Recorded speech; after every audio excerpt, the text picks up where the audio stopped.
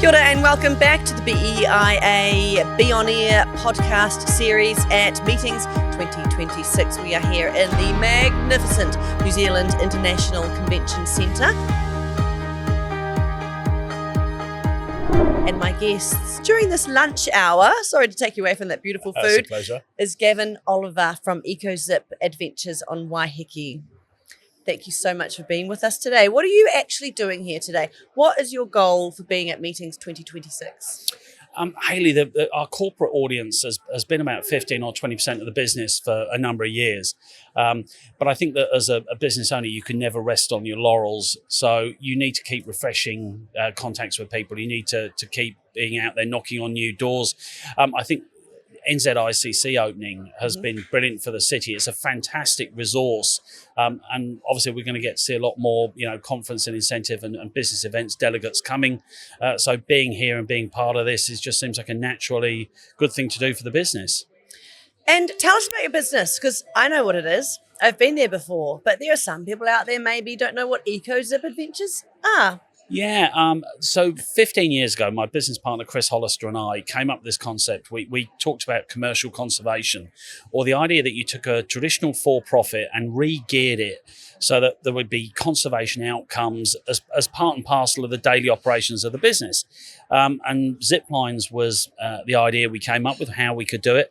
The first location opened in 2012, and at the time we were operating on a piece of forest which was about 600 years old, and we committed then to restore the forest to how it would have been prior to European settlements. So we've had a weed and pest eradication, native tree planting program and other stuff going. So we're about 90% of the way there. We realised that the model was quite successful, so we went looking for a new location. And in December 2023 opened in Kaikoura. So we've now got one site in north and one site south. How is Kaikoura going? Because they've had their struggles. Yeah, they have. Believe it or not, this year is 10 years since the quake, which makes you feel old, or it certainly, makes you feel that time really does fly. Yes, it really does. It really does. Flies just like your zip lines. Yeah, quite. Yeah, thank you. And so it's 10 years since the quake, and they've had their challenges. But it's interesting. So Craig Mackey, the mayor, recently said Kaikoura was sort of due its day in the sun, and I think it's getting it. Does it get much sun? It does actually. Yeah, it does. It's a strange wee town. I call it one of New Zealand's unsung heroes. It's a fantastic destination, and there aren't many places where you can be down on the beach and it's 22 degrees. Yet the backdrop is snow-capped hills or snow-capped mountains. So it really is somewhere quite unusual, and we're beginning to see some business events traffic coming through the town now because perhaps some of New Zealand's larger and more popular tourism centres, they're doing really, really well. And places like Kaikoura, which is a really authentic destination, are getting their day in the sun. What is great about Kaikoura for you? I mean, you were just about to tell me a story before we had to go quickly on air. So tell us about that experience that you had. Yeah, look, it's fantastic. So a little while ago, we had the Backpacker Youth and Adventure Tourism Association, BIATA conference. I think it was the first National Trade Association conference that Kaikoura had hosted.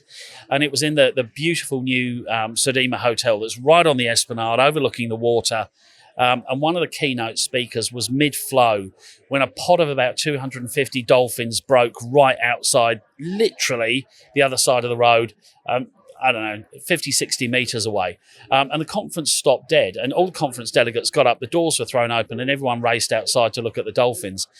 And I think it possibly wasn't brilliant for the speaker, who then had to get them back and get them back on task. Get them back on focus.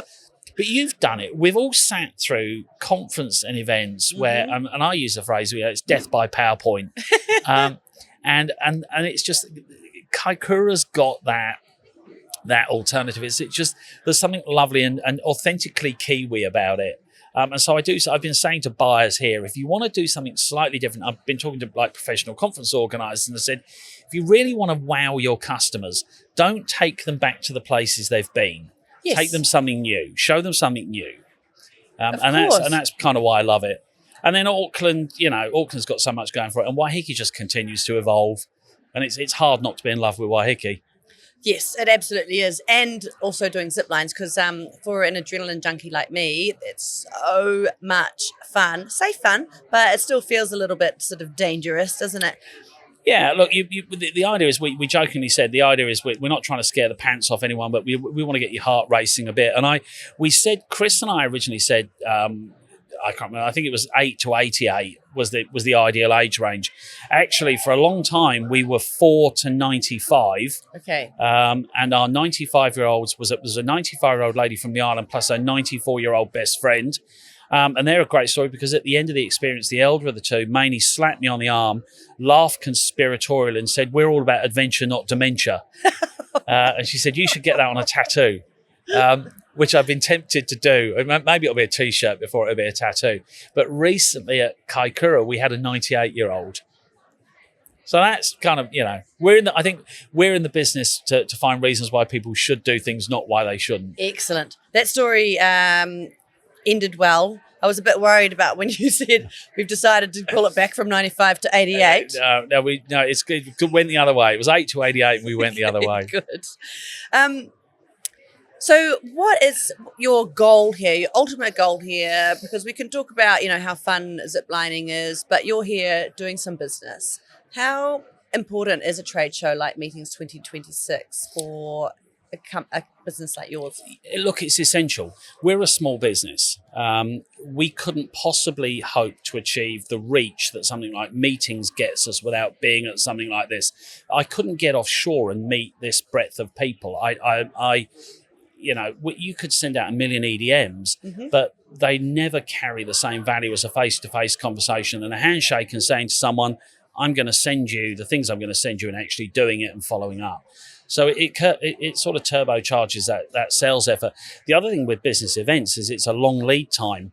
So the work you do today, you may not see any benefit for 2, 3, maybe even 4 years, some of it even longer. So this is about forward planning. This is about thinking about what's going to be happening in the summer of 2029, 2020, 2030 even. And what is going to be happening? What are the projections looking like for, business events, incentive travel, but I guess tourism in general? Look, the prognosis for New Zealand tourism is quite strong. I've just come back from a 10-day trip in North America. I met with 499 US travel agents. And if their opinion or is anything to go by, the sentiment is really strong. New Zealand is seen as a very likable, very positive destination for a number of reasons. From coming out of the North American market, the strength of the dollar, we're a cheap destination. We're not seen as, particularly politically difficult. We're an easy sell. We're a safe destination. So I think the prognosis for New Zealand tourism is really, really strong. And I think particularly for Auckland, now that the NZICC is open, we have a fantastic resource on our doorstep now. So it's something to be really pleased about. How much do you think that a space like this is going to impact a business like yours? I think the spin-off to this could be significant. If you look at the kind of visitor numbers that are projected for the city, if a relatively modest number of those visitors choose to come out and do something adventurous, you could be seeing quite good numbers. But a lot of the conversations I've had today have revolved around, whilst they've talked about the ziplining experience, and we've talked about team building, there's a really tangible corporate social responsibility theme emerging for business events, particularly. The days of doing an event and it just being about long lunches and some nice vineyards are kind of they're in the past. We launched a program on Waiheke recently called Future Forests, where conference delegates can plant native trees into kiwi habitat as part and parcel of their experience. And that's gaining enormous interest because it's a tangible legacy, and it's 65 New Zealand dollars per person. You get to plant 3 native trees into habitat where kiwis have been released recently, and 3 years later we're still sending you photos of your trees so you can see how your forest is growing. So it's a really tangible way of coming out to the island, having some fun with ziplining, but then leaving something behind. What was so important to you about leaving something behind and actually giving back to the environment?